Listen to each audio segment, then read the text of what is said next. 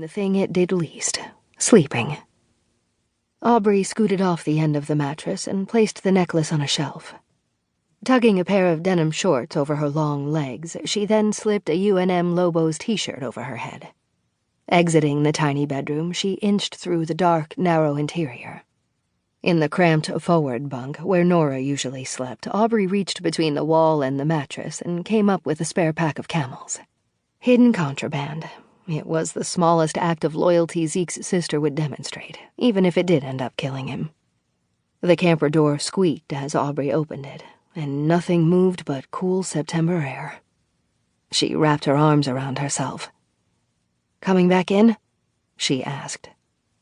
Zeke shook his head, his frown evident even when lit by a small sun. She pivoted on the camper's steps. "Fire's warm if you want to sit." She turned toward his voice and came down the creaky metal steps. He snuffed out the cigarette and pulled a low beach chair closer. She knew he couldn't do it, go back inside. The tension between them made the confines of the camper too tight.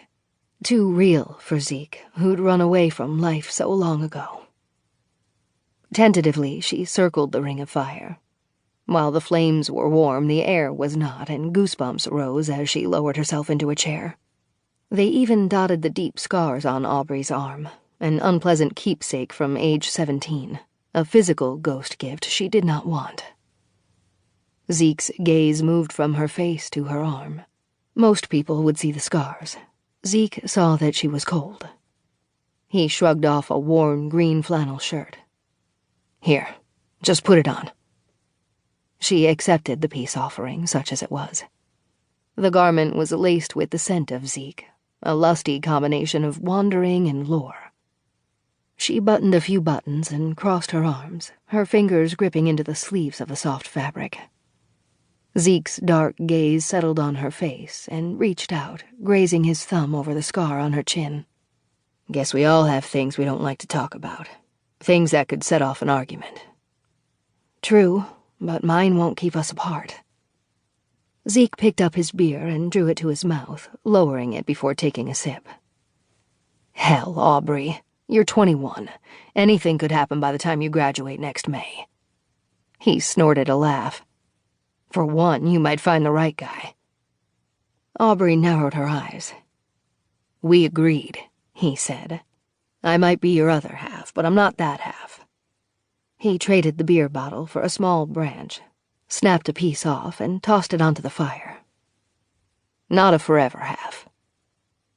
She didn't argue. It wasn't about romantic ideals or ideal romance. "That guy, he's out there." Zeke pointed the remaining stick like a wand toward the future. "He just doesn't know it yet.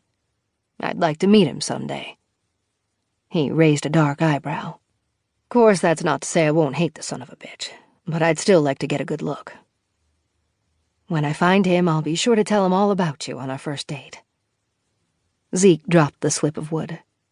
"I don't want to talk about this anymore." "Why? Because our relationship doesn't fit into your off-season?" "No, because I'll never fit into Aubrey Ellis's life. Not really. Be realistic. There's a kind of guy who wins the girl. He isn't me." Zeke grinned. "Damn, he might even be better looking, too." Aubrey bit down on the smile. Physically, you couldn't define Zeke at a glance. He required the double take. Dark locks of hair, the kind never meant for scissors, outlined salient bone structure, all of him complemented by a sinewy frame. Above his left eye was a zigzag scar, a flaw that Aubrey guessed was also scored to his soul. Ah, hell, forget the other guy. He drank the beer. You might skip over him altogether and find a life in Los Angeles or Paris. Last I checked, carnivals weren't much for stops in Paris. "I know. Future addresses. It's what started the argument, remember?" She sighed. "I'm not coming back, Zeke. I love my grandmother. You know how much Charlie means to me." Her blue-gray gaze took in a small army of RVs and more distant tractor-trailers, the permanent fixtures in ever-changing scenery. "I love a lot of the people in this place. Some days I even love the place, but..."